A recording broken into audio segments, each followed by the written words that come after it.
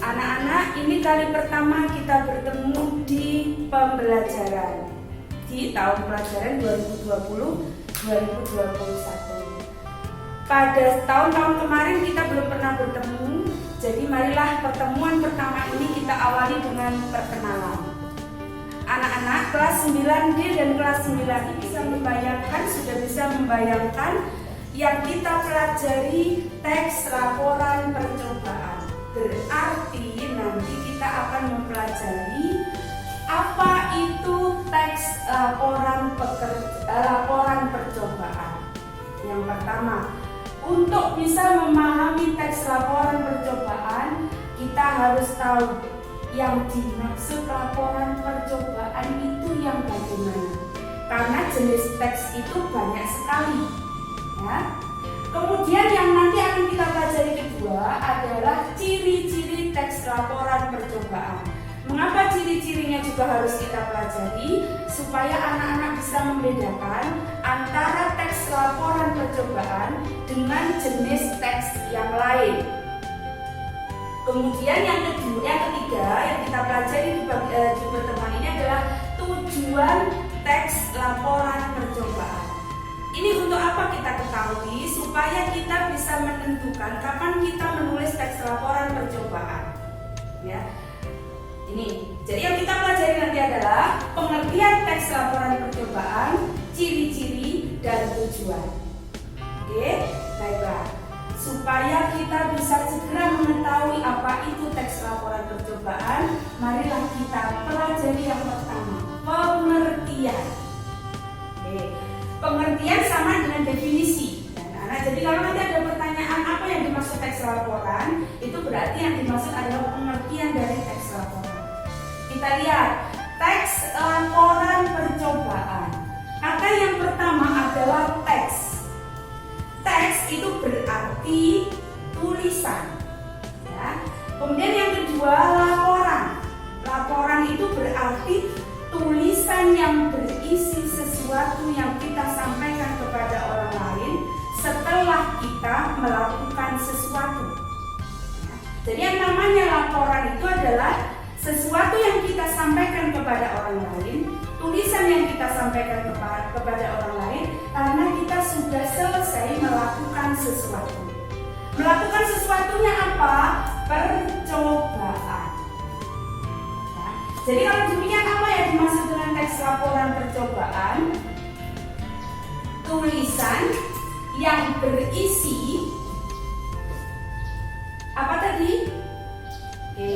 Laporan itu adalah teks yang berisi tentang informasi dari kegiatan yang sudah kita lakukan atau yang dimaksud kegiatan yang dilakukan di sini adalah percobaan.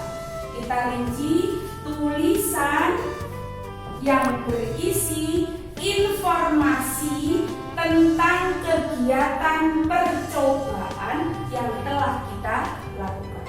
Jadi, teks yang berisi tentang informasi tentang kegiatan yang kita lakukan atau kegiatan percobaan yang telah dilaksanakan. Ya, ini yang pengertian. Selanjutnya yang kedua, ciri-ciri. Supaya kita bisa membedakan antara teks laporan percobaan dengan jenis teks yang lain, kita harus mengenali ciri-ciri teks laporan percobaan. Yang pertama, fakta.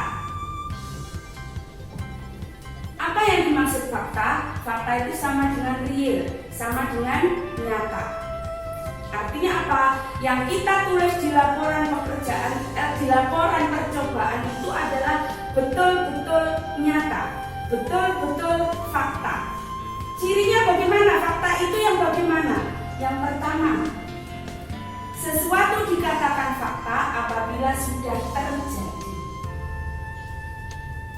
Sudah terjadi. Misalnya, kemarin turun hujan. Itu sudah terjadi. Berarti kalimat kemarin sudah turun hujan itu kalimat fakta. Kalau kalimatnya saya ganti, misalnya besok presiden akan hadir di Paciran. Besok sudah terjadi atau belum? Belum kan? berarti itu bukan fakta. Karena apa? Belum terjadi. Oke. Berikutnya, ciri fakta yang kedua adalah bisa dibuktikan. Misalnya bagaimana? Jumlah siswa kelas 9D adalah 29. Kira-kira bisa dibuktikan atau tidak? Bisa kan? Kita bisa hitung. Betulkah kelas 9D itu jumlah siswanya 29? Dilengkapi atau tidak ditambahi dengan pendapat pribadi penulis. Itu yang dimaksud dengan objektif. Ya. Berikutnya yang ketiga, lengkap. Ketika kita membuat teks laporan, maka apa yang kita paparkan harus tertulis secara lengkap. Ini ciri teks laporan. Berikutnya, teks laporan percobaan juga mempunyai tujuan. Yang pertama, tujuannya adalah untuk menyampaikan informasi. Informasi tentang apa? Informasi tentang hasil laporan hasil dari percobaan. Yang kedua, tujuannya adalah untuk dokumentasi. Dokumentasi itu apa? Dokumentasi itu data yang kita simpan, yang apabila suatu saat dibutuhkan bisa kita ambil atau bisa kita pakai.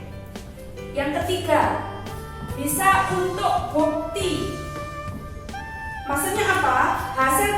Hasil laporan itu atau teks laporan itu bisa kita gunakan untuk pembuktian segala hal yang sudah tersebar di masyarakat. Misalnya, kandungan gula dalam minuman A itu sekian. Betul atau tidak? Nah, ini bisa kita buktikan melalui laporan hasil percobaan. Demikian yang kita pelajari hari ini. Mudah-mudahan anak-anak bisa memahami, kemudian bisa mengerjakan lembar kerja yang nanti akan kalian temukan setelah ini. Terima kasih dan saya akhiri. Assalamualaikum warahmatullahi wabarakatuh.